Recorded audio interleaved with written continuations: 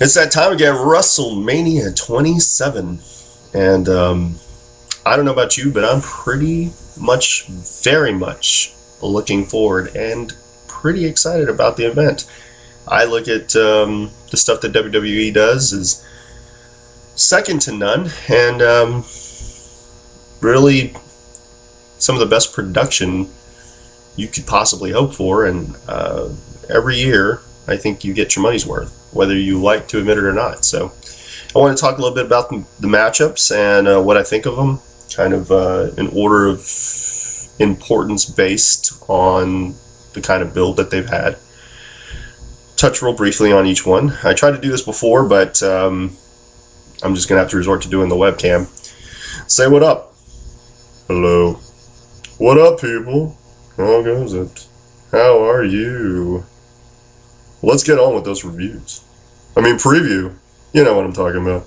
Oh yeah, you do. Anyway, I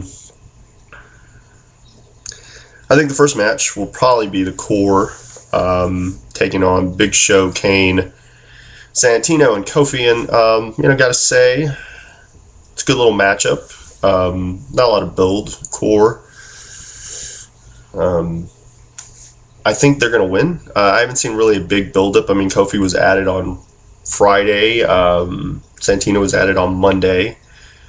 Big Show and Kane kind of, it's kind of like, well, I've got nothing better to do, so let's put you in this match. But hey, they're all getting paychecks, so good. I see the Core winning. I think they need to win. I think as a cohesive group, obviously they need to win. So,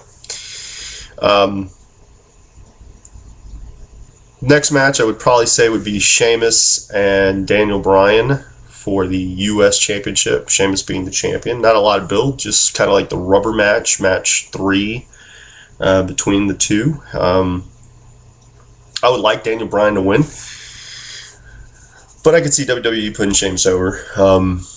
Either guy getting a win out of this, that's going to be a good little push or shove. I'd like to see Daniel Bryan get it, especially at Mania, but we'll have to see how it goes.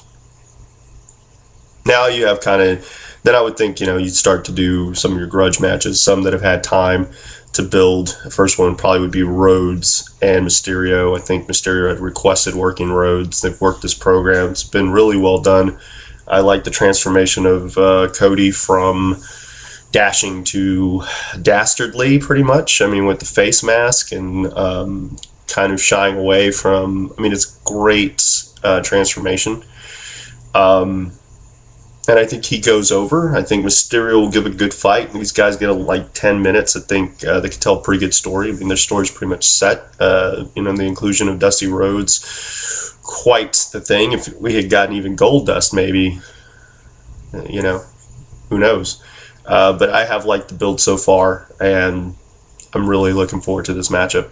Another one I'm really looking forward to is CM Punk and Orton. I think this one, 2 years in the making, it seems like. At least that's how they've kind of built it. I think this match and this feud for Punk is a better fit than the one he had with Cena, although I felt the Cena was a transition feud in a way of getting the new Nexus and, kind of it all built for this moment. And I think him and Orton done great. The Go Home show was downright well executed. You've got sympathy for Orton, which makes a great babyface, and Punk is just, man, he's one of their top mic guys. This has been done really well, so I would like Punk to win, but just to kind of solidify himself as one of the top heels, and it would be great if that was the case. But they've been building for the punt, so I think at Mania you would get the punt. Maybe even if Punk goes over, wins the match, but Orton still gets the punt. I would think that would be a great way to go. Punk gets the win, Orton now has more reason, and he's taking out his guy, and there's the payoff, maybe. I don't know, that would be pretty good. Then I think you probably would do Michael Cole and Lawler. Yeah, Michael Cole and Lawler. I think this one's another one really well done, well put together. The promos have been great. Cole, man, could you think a year ago that he was going to be this guy and he was going to be on WrestleMania wrestling? I think WWE did, and they sowed the seeds early, and he's done a terrific job as a heel, really gotten heat for guys like Miz and Alex Riley, and really said some stuff and really placated to the internet crowd as well as, I think he's done his part so well, and people want to see Lawler whoop him, and I think it's brilliantly well done. Cole's promos, man, his transformation has been something. Again, from commentator to like one of the most hated guys on the show. I mean, you can't ask for more than that. Jack Swagger's getting a good little rub off this, and he's being pushed really well. I mean, I could imagine him really gaining some momentum because he's got Cole backing him to some degree. And Austin is ref. Anytime you got Austin doing anything, it's going to be great. I'd love to see Lawler just obliterate Cole, and it be just outright obliteration. But I'm sure Cole's going to look like, Swagger's training paid off to some degree, and I think he's going to surprise some people. I think they've worked with him, so why not, man? But I see Lawler going over. Obviously, I think this is a big thing. Share the beers, Stunner, share the beers, so on and so forth. I think you transition that to the Hall of Fame stuff if you haven't done it already. And kudos to each guy that got put in or has been put in already, as we're speaking. Especially Shawn Michaels. It goes without saying, the impact he's had on my career. He's probably the reason I do wrestle today. And it's great to see him finally being in the Hall, and the Road Warriors, Abdul the Butcher, Sonny, Bob Armstrong. Trying to think if I'm forgetting somebody, and I did. Drew Carey. Hey man, whatever. If I'm forgetting someone, no, Sean, Sonny surprised, but no, she deserves it. I mean, truly what a valet should be in every sense of the word. And I think any aspiring valet should kind of watch how she put over stuff. Like I get questions about that, like valets or managers, and like Sonny, she's one to watch from a face or heel perspective. I think she did a really good job, and the rest, kudos to each one. And then you get into probably the Snooki match, nice little filler. Snooki, Trish Stratus, John Morrison, Ziggler, Lay Cool. I said this, I think Snooki's first appearance was really well done in comparison to what the other Jersey Shore castmates were doing on TNA. I think WWE proved that they can really execute really well, and in the same token, show a couple weeks later, how it can go horribly wrong sometimes, but the power of editing.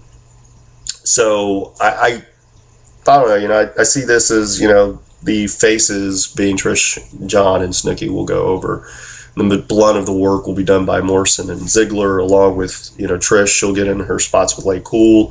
Vicky's probably going to get involved with Snooki. I think that'll be the big payoff for that, and then it'll, spill out to the end. But I think, the face team is going to go over. Why not? Now on to your titles and your super mains. The big draws, so to speak. You've got Edge and Del Rio, Brodus Clay in Del Rio's corner, and Christian in Edge's corner, unless something's changed I'm not aware of.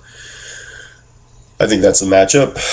Del Rio, to me, has been booked almost as well as you can book someone, as well as you can debut someone. He has really shined in his climb. His climb has been a really solid effort by WWE. In every aspect, he's taken bits and pieces from other people and made them his own. And I think it's his time. Edge is a great champion and a good guy that can put someone over, and you get the rub just by that. And I mean, I see that. I see Del Rio obviously going over. I don't necessarily see Christian doing anything to Edge or turning heel or anything like that, because I think Christian's the next in line as far as the next guy who's going to feud with Del Rio, because he's been beating him everywhere. So, but I see it being Del Rio, and I think if he's champ, it really will bode well for Sin Cara. People may have their opinions. I think Sin Cara will be just fine because they brought him in for that reason.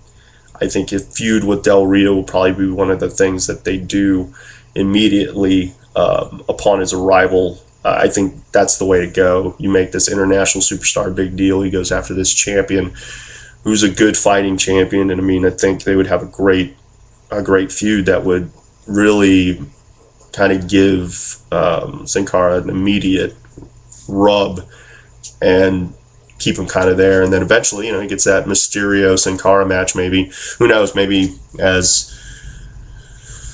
probably by Mania. Could you see that? Those two at Mania next year? I could, just a respect match. Man, that'd be something. But anyway, we're talking this year, so I see Del Rio winning. Next one, and I mean, there's debate. There's room for debate. I see this being The Miz and Cena. I mean, Rock's going to be doing stuff, and I'm sure we're going to get some kind of payoff. I thought the go-home was, again, very well done. Very well done. Very good way of putting it together.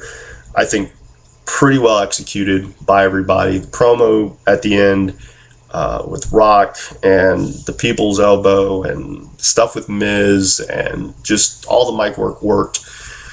Only flaw I have so far in the build is that Cena won't talk about the title. He designed the damn thing and he doesn't want to talk about it. I think that's a damn crime. Seriously, for all the good that Cena's done, why focus on The Rock? Yeah, man, if I was in his peripheral, I'd be focusing on him also.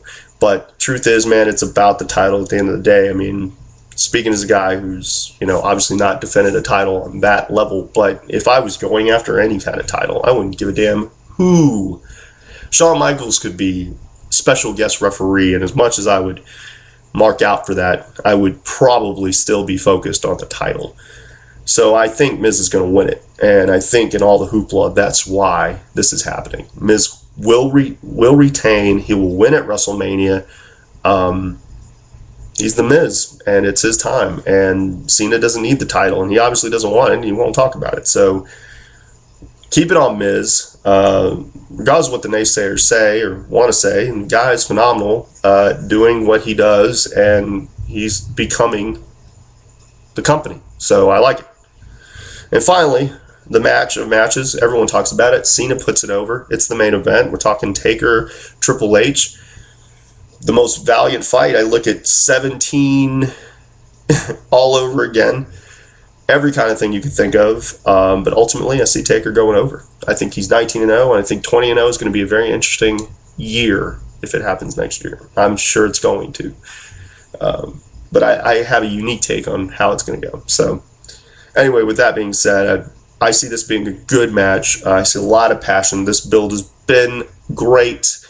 Monday with Shawn Michaels, mutual respect. I think that's the way it's done. I don't think anybody, to do it like that, it's what makes WrestleMania. And speaking as a worker, all I can say is, man, I strive to be where those guys are. And it's amazing to see it put together when it is put together. So hope you enjoyed this. I don't know what my next video might be talking about coming up, the anniversary of my start in the business and the gloriousness over the last year. So be on the lookout for that. Again, I appreciate all of you taking the time to watch this, especially before WrestleMania. If you're watching it after, just let me know how I did, what my predictions were and whatnot. But again, as I always say, well, you know what? Hey, man, I'm going to do it. Stay cool, stay sexy, stay classy. Come on, seriously. I mean, the doll's telling you to do it, so you should. and